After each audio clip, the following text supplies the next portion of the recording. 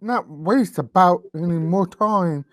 Uh, how are you? Where are you right now? I'm in Nashville. What the heck are you doing in Nashville? Well, there's a transportation event, and it hasn't been. There's all these. Normally, it's like 5,000 fat guys in cheap suits, in Vegas. But this is the first event we've had, in the last 14 months. So there's about 80 of us here, and it's How like how how like has a the boot camp. travel been? Do you have to get COVID testing up the nose? What do you have to do? No, they do a rectal probe in Colorado. It's easy. It's painless. It's all good. Um, Painless. You have a yeah, lot of you have a lot of experience with that. That's why it's painless for you. I know. But, look at my age. I'm just excited to get attention. I don't care. And what were you? Yeah. Why were you screwing around with the Zoom for and saying you can't hear anything? You do realize you're deaf, Doug. Does that not? Does you forget that sometimes? I don't know. For me, I like vibration. So my hands are on the keyboard. It's always on the keyboard. I don't know why. I just find a lot of comfort in it. And when it's completely silent, I keep thinking something's wrong. Hey, clearing up, something was wrong. We had no sound. All right. Okay. That's. So, first of all, I want to take out this is a unique podcast. This is going to be a podcast going over an email marketing strategy that we both implemented and found very successful. And for those of you who work with other people, it's very rare that your contact is willing to get on camera and talk about the strategy, talk about the result, show the result. For me, most of my clients put me on an NDA, so it's very hard for me to get real testimonials out there with real life examples. So this is a case study that I'm very lucky to have. So, Simon, thank you for that. What You're made you agree to do that? you're very welcome. Look, I think we've got nothing to hide, right? You and I have been doing this for a little while now, and I think establishing credibility on LinkedIn is all about being transparent. And so there's no point saying, "Oh, I'm this great consultant or a great content guy or a copy guy or a recruiter or whatever." But if you can't be transparent with your results, then I you're a snake oil charmer. And so this was never about us bragging about, oh, look how much money we generated. It was never about the money. It was about disrupting and interrupting a competitor that was coming back into the market yesterday. And that was the whole reason for the email campaign going out, because it was our last ditched, effort to get something to stop our marketplace, choosing them over us. So you might, pardon me, we might want to give a little bit of context to that, and so people can really understand that. Look, this was a real product. It was a real life example, and a bit of luck, a bit of timing, great content. You had, I think, it was important for me that you had total creative control. And so we didn't get it. We didn't bust your balls about. There was no committee to approve your emails. We had a good system. You would load the copy up onto Google Drive. We'd have a quick look at it. Yep. But half the time, I had no idea what emails you were sending out. I would see these crazy emails and think to myself, "Shit, I would have never written that." Right? I wouldn't. I mean, I've written to this database for 5 years. So we have and I don't even think that they didn't know it was me. I mean, remember that lady when you wrote the jelly bean email? She said, "I love this ad. I have to buy this." And I thought, he's onto something, this bald guy. He's pretty good. So that's what happened, So um, Can you tell me a little bit more about the competitor? You don't have to call them by name, but who no, are it's we fine. talking about in terms of size and Right. what they've been doing for the last year and a half? So for those who don't know, I run a transportation business, and that transportation business has several legs to it. And this leg is just the cheap and cheerful airport shuttle. Okay, so it goes from our town and another town, so Longmont and Boulder, in Boulder County, to the airport. It's 45 miles away, and it's that part of the market was very resilient through COVID. Like, all of our corporate work dried up, all of our black car work dried up. We were very fortunate to get a fair bit of security work, but then the shuttle was the stuff that was continuing to be active, because there was still people wanting to go and visit friends and family. And that market is a very price sensitive market. And Doug, in our market in Colorado, we're the only two towns that have two shuttle companies. Everyone else typically has, and it peps those people, those three people that are going to watch this, because no one else is, to be honest. Let's be real. We only have three people that like us, and the two of them are our mothers, right? So the people that in Colorado said there was people have two shuttle companies in our town, which is rare, because our town's only 105,000 people, and then Boulder's a bit bigger than that.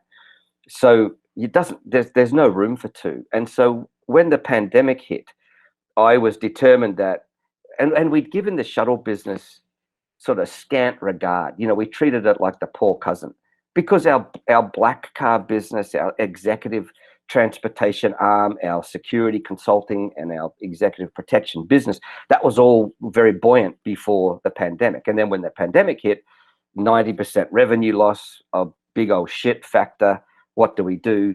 The shuttle may be this, the poor cousin may be the thing to save the whole company. And so we just decided to get serious about it.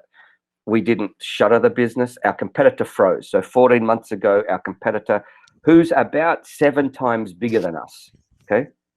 So 7 times the size, been around for 8 years. We've been around for 5. Much, much bigger brand awareness, okay? Big brand awareness. Us, very small. But the thing is that they froze. But we decided to step up our game on social media. We really worked hard on, posting stuff to Facebook, and I hate Facebook, but we posted stuff to Facebook, Instagram, and we email marketed, and we told people what we were doing. We provided free transportation to medical appointments, to vaccinations. We picked up groceries. I mean, in the start, Doug, we were delivering toilet paper for free to our customers. Remember when that was that toilet paper shortage? So we're a community business. We live in a small community, a small town. So it was important that we got in front of it. And we were given we were really handed a significant competitive advantage in the fact that our competitor stopped. Okay. They just stopped servicing. So when you're the only liquor store in town, you're going to sell liquor. Okay. And so our competitor said, well, he's stopping because he cited, didn't want to catch COVID and it was too dangerous and too risky. Well, our social, or our digital footprint will show you the historical things. We'll show you a historical timeline of all the things that we did to protect our people in terms of our sanitization and all of that sort of physical and system things that we did. And so, the business, did it thrive? No, but it kept the wheels turning. It kept people employed. It kept vehicles on the road. And then more importantly, brand awareness came. And probably in that, year that our competitor wasn't around, everybody that needed to find a shuttle or wanted to get on the shuttle found our shuttle service, because most of it was online. And the other thing I will say, and I don't really have hardcore evidence to back this up, but when the competitor disappeared, and they even said on their website, we're closing down or suspending our service, our Google rankings rose dramatically. Search volume increased, accuracy increased, all of our organic rankings rose. So Google punished them and rewarded us. It's only a 2-horse race anyway, Doug. It wasn't like it wasn't like we had 30 other black car companies competing with taxis and buses. It was just 2 people. And so they came back before Christmas. quickly for about for about a month, and then he shut the business down again, saying, "I'm running away. I'm too scared." That's what I said. He probably wasn't, but he just and. But then he decided, okay, I'm coming back. He's like Lazarus, he rises from the dead, every couple of months. But this time he was coming back full speed. Both his websites said, I'm coming back. And so I said, shit, we've got to do something with email, and we've got to put a disruptive event in place to stop our competitors, our customers, or the market, more importantly, the customers that we didn't have, finding him, because they'll find him much easier, or because of his brand awareness, and just established, established presence. People were going to go look for him automatically, and then they didn't care that he was out of business for a year ago because they didn't want to travel until now. And so that's where you got involved. And, I said to you, look, we need to run an email campaign. And this is a first for me, Doug, because I've been around email my whole life. I've been around email for 20 years, okay? And for me to let go of it, knowing, and how OCD I am about stuff, that was a big thing. I just said to you, look, you're the expert. You do it. I'll stay hands off. You met Connor, our IT web guy, and he ran MailChimp, for you. And look, the issue, and if people are seriously wanting to get anything out of this, the mail delivery platform is the least of your problems, right? MailChimp, Aweber, pick anything, right? Constant Contact, they'll all work. It doesn't matter who you use as a mail delivery, platform. The content is the key. And I think if we did anything smart at all, we just said, you run it, you do it, okay?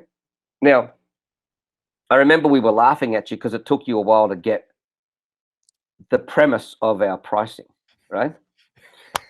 And I'm thinking to myself, he's a smart guy, but why can't he understand this? It's simple.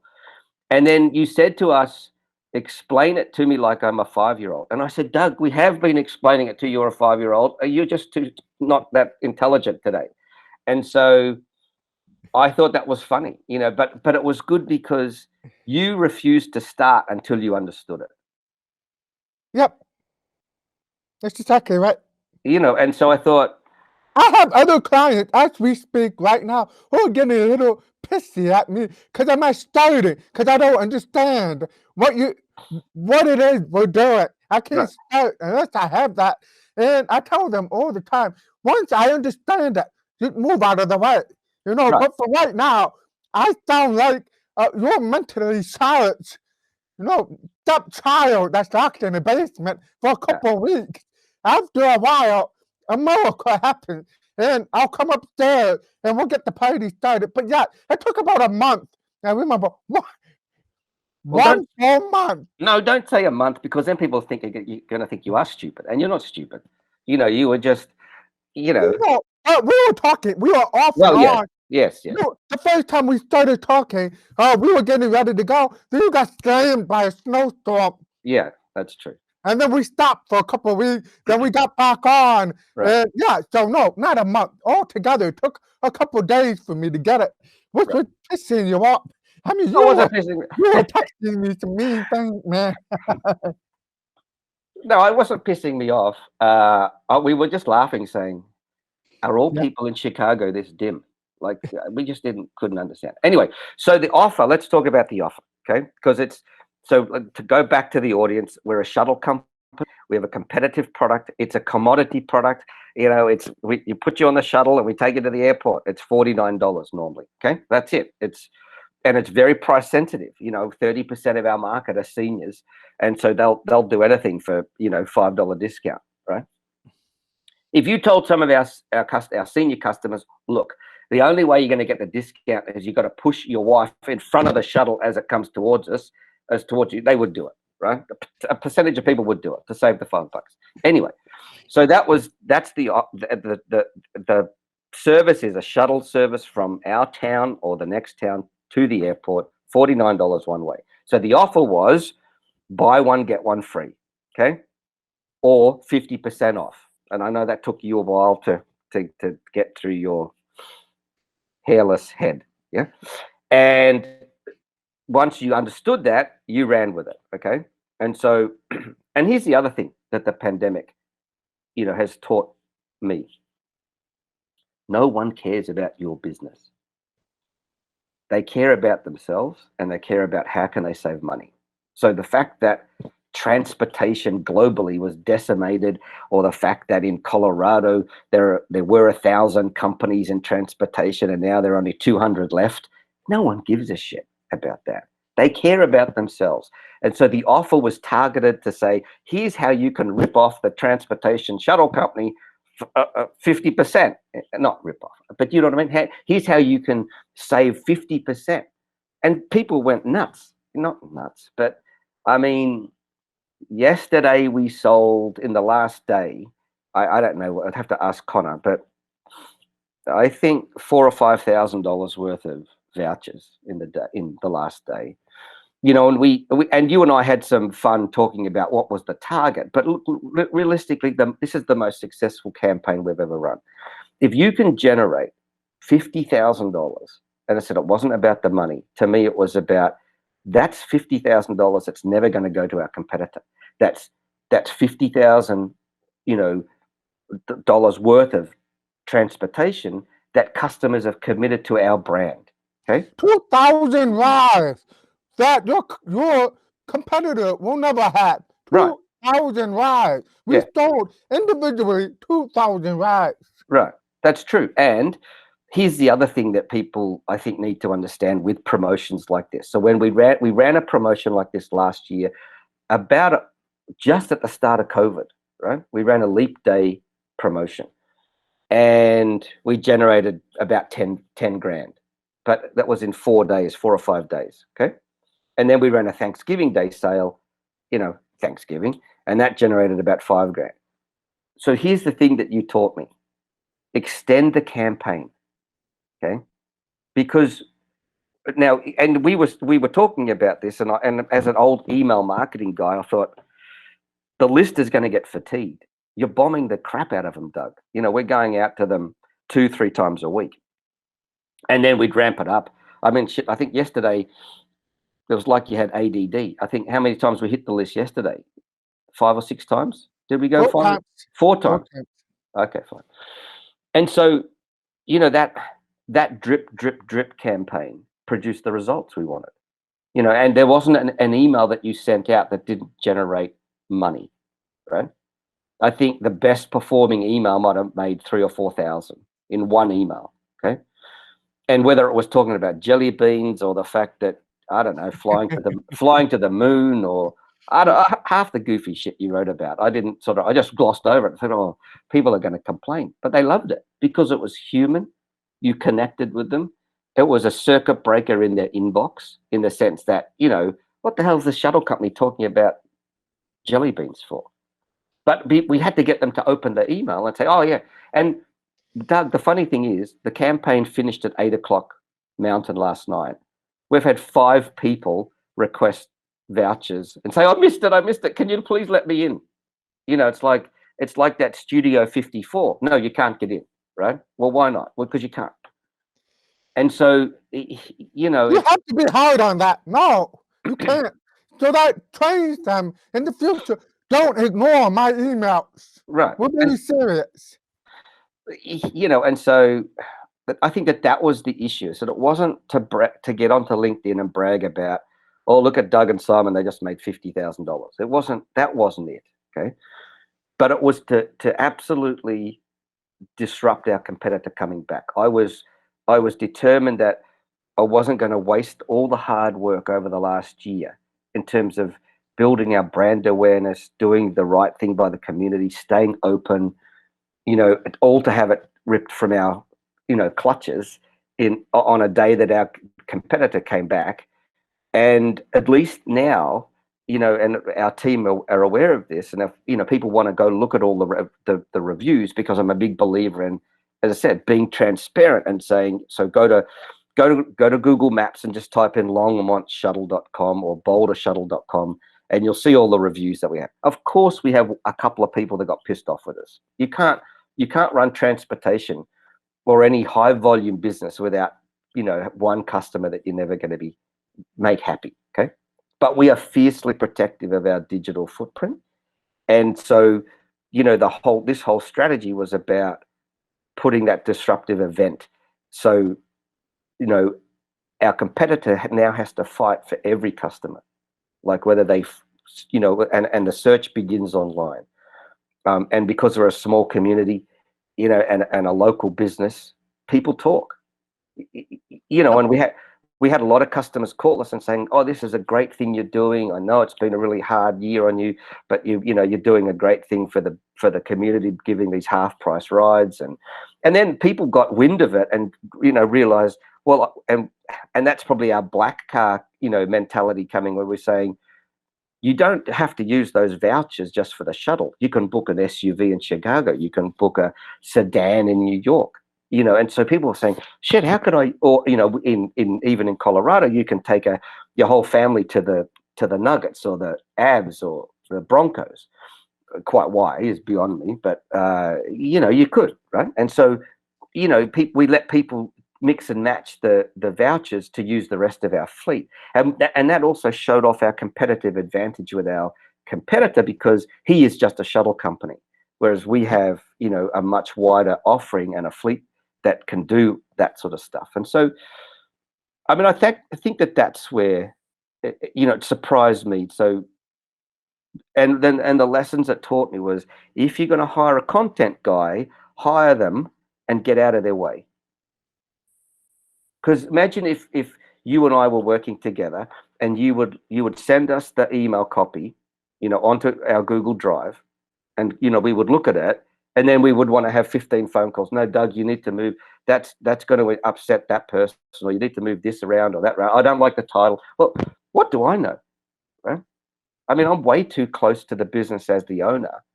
And I mean, I drive the shuttle. I never tell people I'm the owner, but I love driving the shuttle, because I get to argue with customers, but I think that, that's the biggest lesson, that you're the expert. Once you understood the offer and our business, then it was up to you. And so I'm absolutely convinced that's why we got the number. That's why we got the result. That you said, if it's going to work, you have to let me run with it, and you have to let me do it over the course of time that I want. See, I would have never run an email campaign over 3 weeks. I thought, it's too long. You're going to lose their interest. It's a good offer, but it'll get lost, because look how much email we all get in 3 weeks. Holy I mean, my inbox is like 37,000 emails.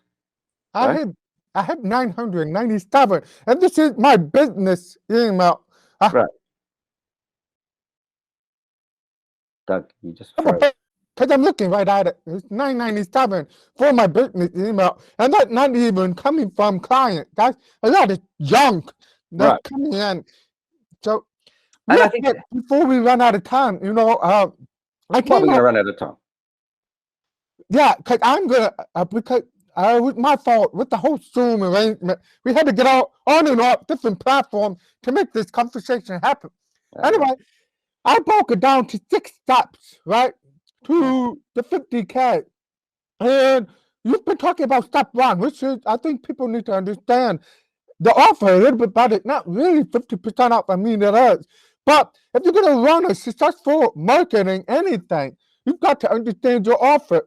And you've got to package the offer in such a way that it actually sounds like 50% off, But what the offer really was, you had to buy 4 vouchers first at regular price, and then you get 50% off.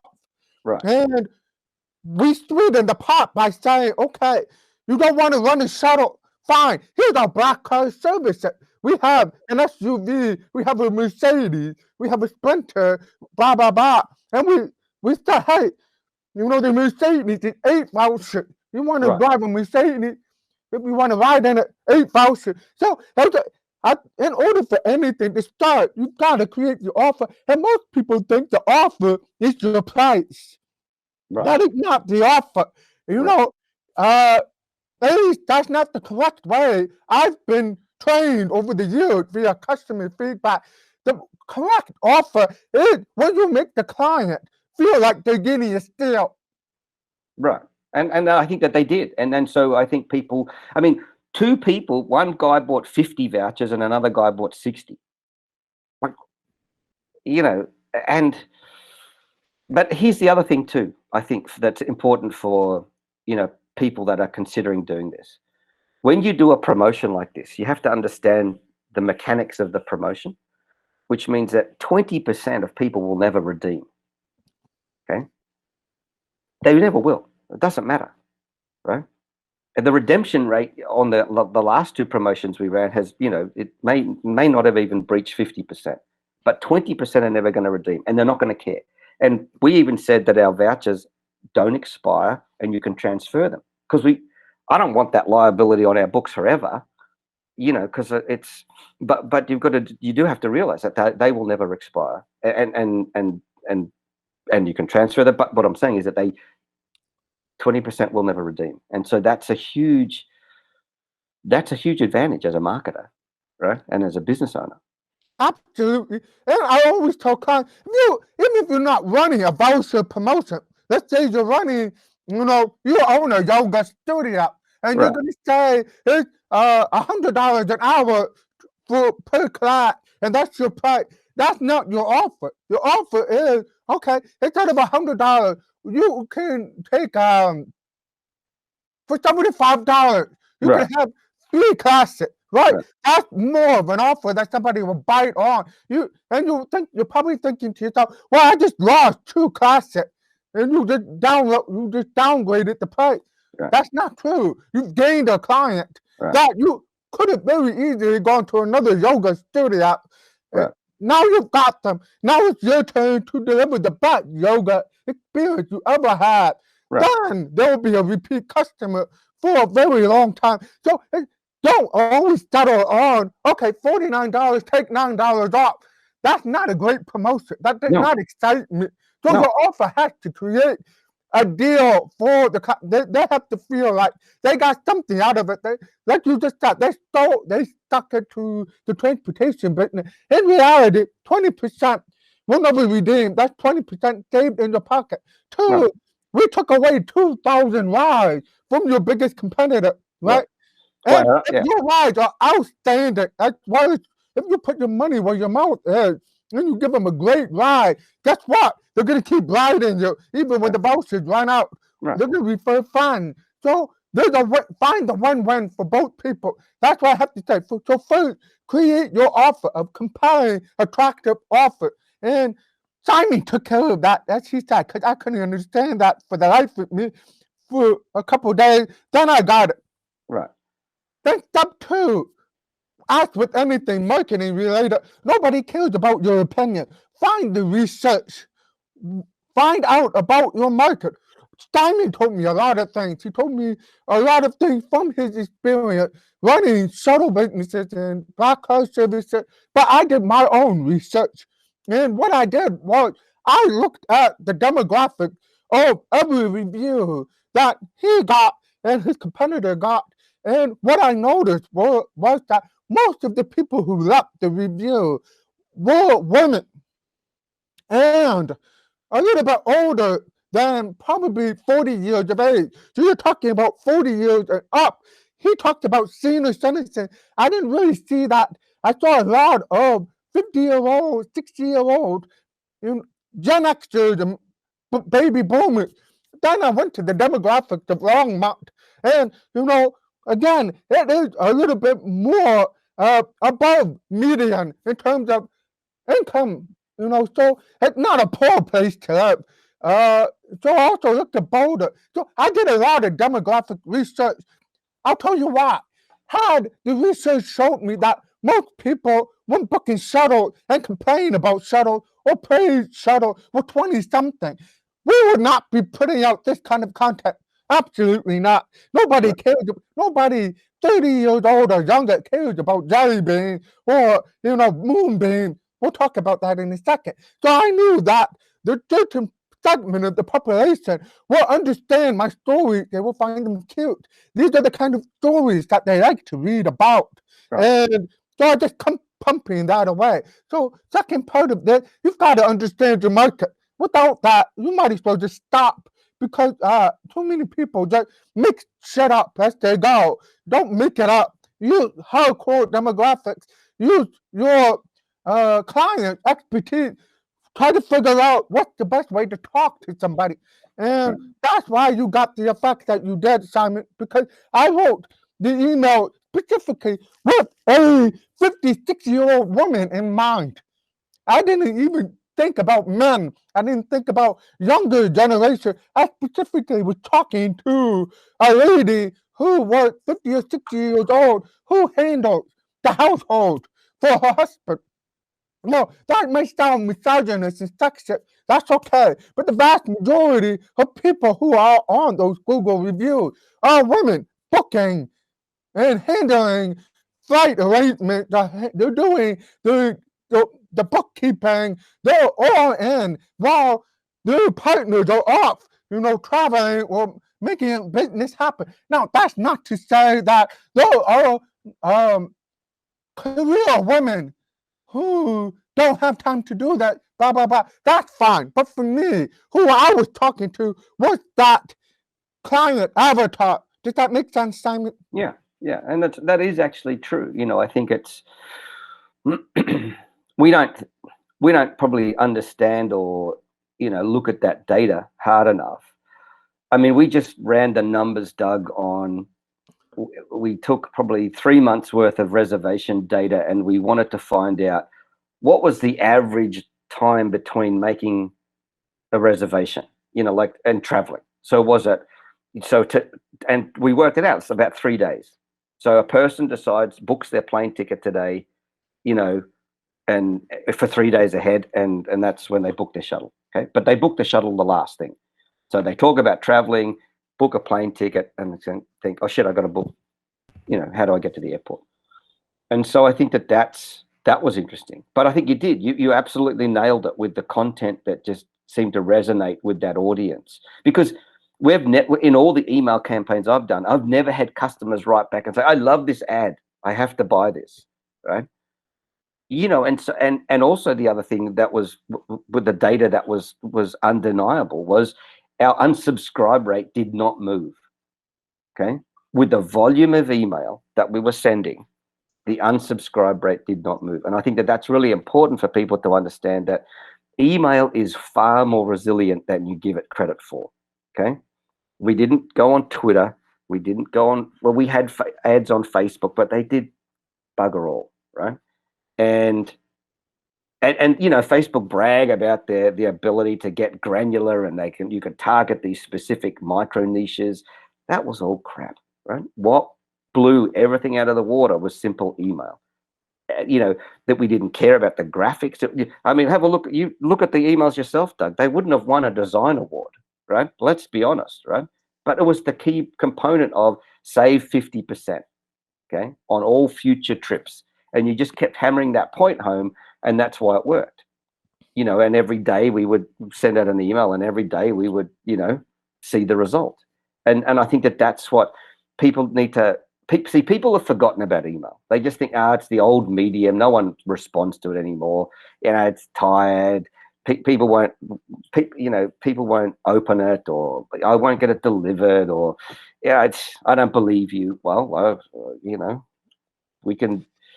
Yeah, totally. And speaking of landing pages and design, our landing page is probably the most simplest landing page you will ever see in your life. And I am old school in this regard.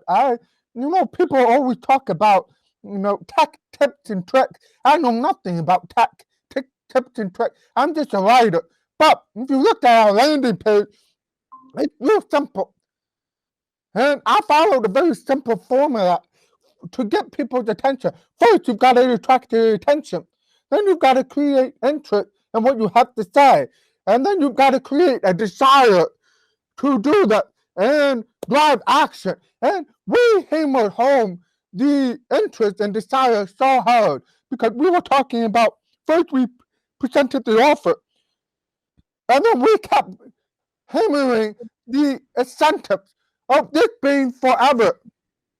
And I thought that was the real offer, not just the 50% off. It's Yeah. 50% off for life. Right. And then I talked about the rising gas price. It's going to go up. So, Yeah. cost of travel is not going to be $49 a shuttle ride. It's probably going to be $60 a shuttle ride in a few years' time with inflation and the whole Middle East chaos, right? So, gas prices going up. But with these vouchers, they're never going up.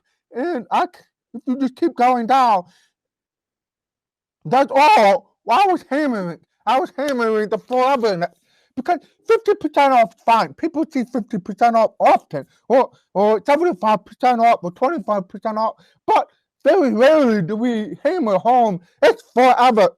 You can Right. get more vouchers if you take off the expiration.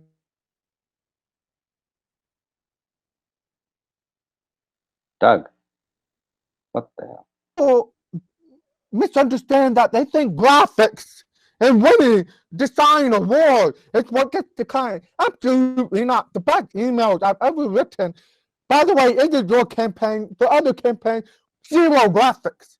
Just a simple black and white copy directly to the reader. Boom, go for the sale. I find graphics enormously distracting. Right. Enormously. And they don't need to be that. You can if you want to look at slightly more professional. But at the end of the day, if you have the right offer, you have the right content, people will read it with or without graphics, but preferably without, because it's really distracting. But this landing page is nothing to brag about. It's the copy that matters. Well, yeah, and I think too we had, you don't have to search very far to find out that we have credibility in the community already. It wasn't like we had to convince people from the start. But remember, 80% of the customers that we still get are all brand new. We've got a good client base, and we've been doing this is our 5th year, but we're still amazed at how many bookings we get every day that are all new shuttle customers. And the other thing, Doug, which made us sort of sit up and take notice, you've got to look at the long tail effect of that campaign. Okay. So yes, it generated, and I'll tell you exactly, $50,812. That's what it generated. Okay. But the 3 weeks of emails got our brand awareness up. We got onto the front part of people's brains, and they started talking about it, to their friends and to their family. And so, being a small local business, that was really important. Well, guess what? Yesterday, we were worried that our booking volume would fall because the competitor was back open. Didn't move. In fact, we had a really good day, book reservations wise. I mean, we could look at all those metrics on a daily basis, but did not drop an inch. And people are booking us, for tomorrow and onwards, and they're new customers. So the only way they found us is online or word of mouth. And yep, absolutely.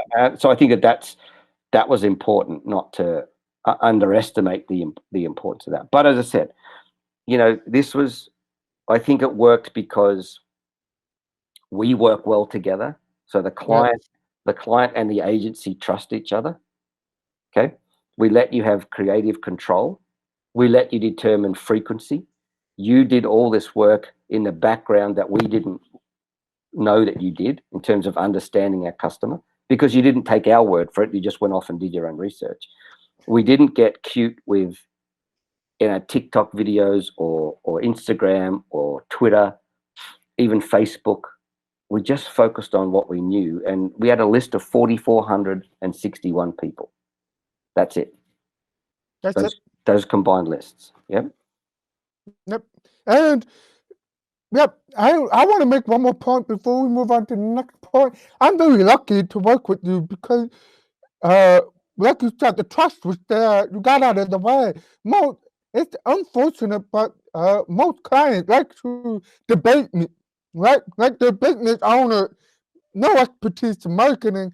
I put something together. Like, what is this? What is that? Why are we doing that? No, take that down. No, change it, change that. And when you start doing that, it's never going to be as successful as it could have been. And it's rare when you find a client vendor relation that is just smooth sailing. They move out of the way. Obviously, if something I was going to post was derogatory or way off brand or putting you in a negative light, you would have stepped in. But everything I was doing was within the parameters of, not going to hurt your business. It was not going to ruin your customer base in any way, Right. shape, or form. It was Right. just simply good content put in front of good people and let the machine work by itself. So I just want to highlight that this does not always happen. It usually doesn't always happen with me because somebody puts their hand in and starts muttering with it, and it just turns to shit real quick. Yeah. One more. So the next part is the first thing we did, the very first weekend, we actually didn't promote anything. The first three emails were warm-up emails. We talked about how we never closed. We talked about how COVID-proof we were. Right. We had all the rest of the things you did to make sure you were COVID-proof. We talked about just being green. So the first 2 to 3 emails had no sale whatsoever. So technically, this was only a 2 to 3 week sale. Maybe not even that. The first week had Right. no hard sale whatsoever. We didn't even have the offer. And the reason for that is if your email alert is not used to see your name in the email box, and you're just going to hammer them with the promotion right away, you're going to lose them. You Right. first need to warm up that and get them used to seeing your name, even if it's 1, 2, 3 times. Some people might say, "Oh, you need a month to do that." I don't think so. Maybe a couple times, maybe 4 times if you really want to. But for me, the goal was to ease in and let people get used to seeing Longmont Shuttle or Boulder Shuttle, whatever Right. the name was, and get used to it. And then we would start picking up. And so the first email was just simply, updates from the business. No offer was made. Then we started getting hired quick right after that. I I call it that. I called it the jab hook combo.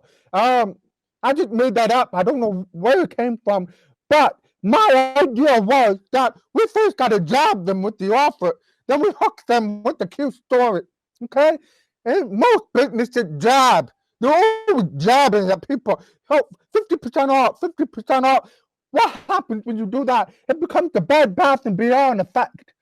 Think about how many emails you get from Bed Bath and Beyond. It's just an endless promo all the time. How many Bed Bath and Beyond emails have you opened? Maybe Yeah. once a year, right? Right. Because it's just endless taglines of offerings and discounts and stuff. Your mind starts to tune it out. It just starts to ignore it. So I knew that was going to happen. So we kept talking about the offer and the subject line. Nobody was going to read it.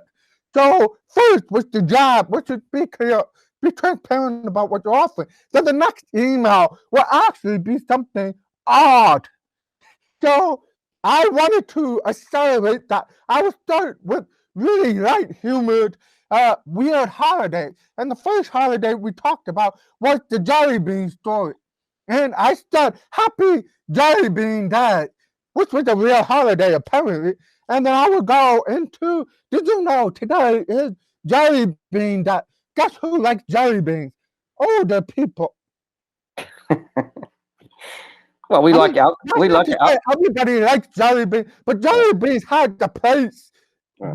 with the older generation because that was very much an experience that you couldn't get back in the day. Now you can get all kinds of candy experience. You don't really need jelly beans. But back in the day, jelly beans were one of the rare candies that you could interact with. They were entertainment. So that's what I did. I hit them with the jelly bean story. Then I made a nice offer right under that. And people are going to say, well, that's clickbait. You're getting me to read about jelly beans, but then you're going to stand me with an offer. That's not what happened. I have the email right in front of me. I'll show it to you folks right now. I didn't even read it, No. I don't think.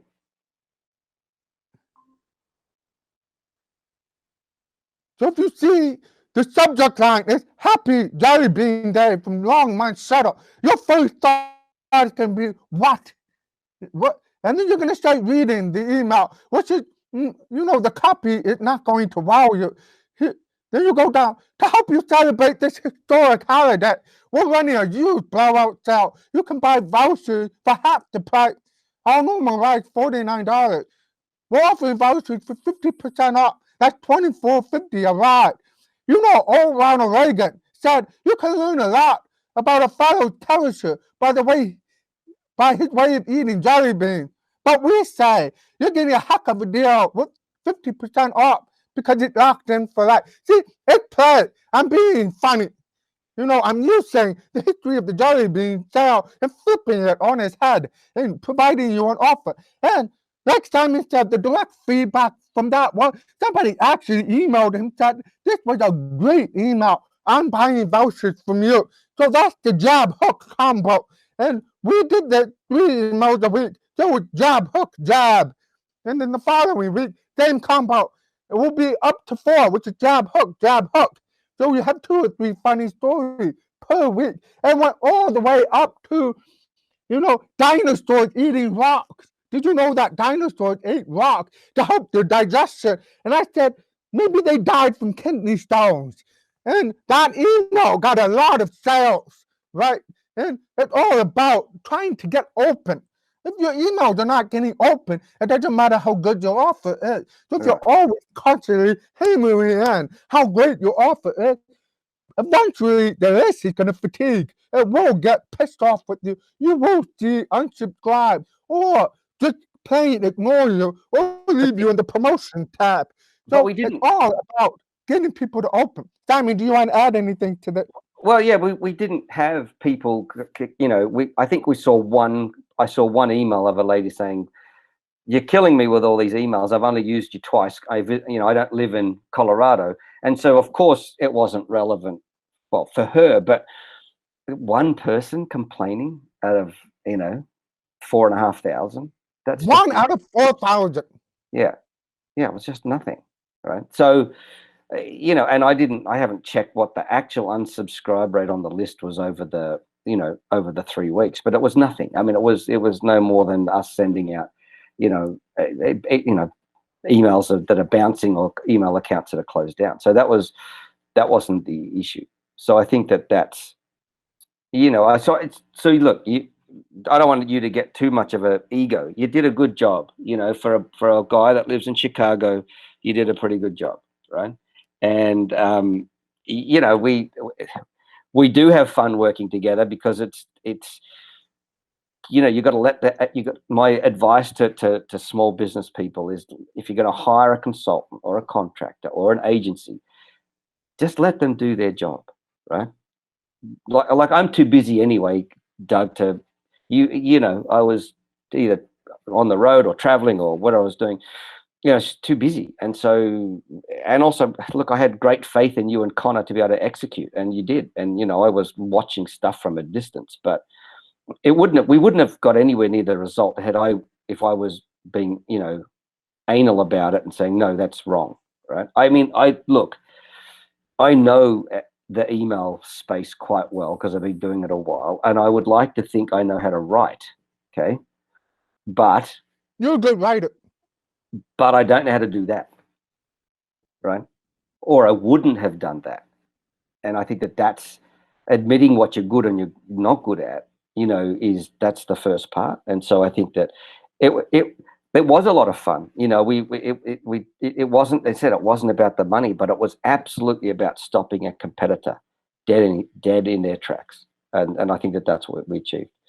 So we've got to go. It's top of the hour. I've got to go to this boring conference in Nashville. And look, see, no one's in the room. I made sure that I had no distractions. You were worried that, there was going to be too many distractions. Thanks for the opportunity, Simon. And as you know, we're going to be working together. We've got bigger and better things to accomplish in the next 2 months. And you expanded your business during COVID. I think people need to realize that you actually bought out other businesses, right? We did, yeah. So yeah, and we're looking forward to doing having you take over all of the email marketing for the whole group. So we think that's going to be a lot of fun. So Yeah, well we're gonna done. keep it fun. We're gonna keep it light, and people are gonna actually enjoy them. Yes. Is that I'm clapping? Can you see? What's that? What does that mean? I don't know. If you want to clap like a deaf person because you can't hear clapping, you have to look like an idiot for a few seconds. You have to go, cause that is, yeah, Is I that hate clapping? that. But Yeah, that's very big in the deaf culture. Is it? So anyway, Yeah. No, cheers, Simon. Enjoy Nashville. Bye bye. I hope people don't look up what that means on the deaf language. We're going to get in trouble. See ya.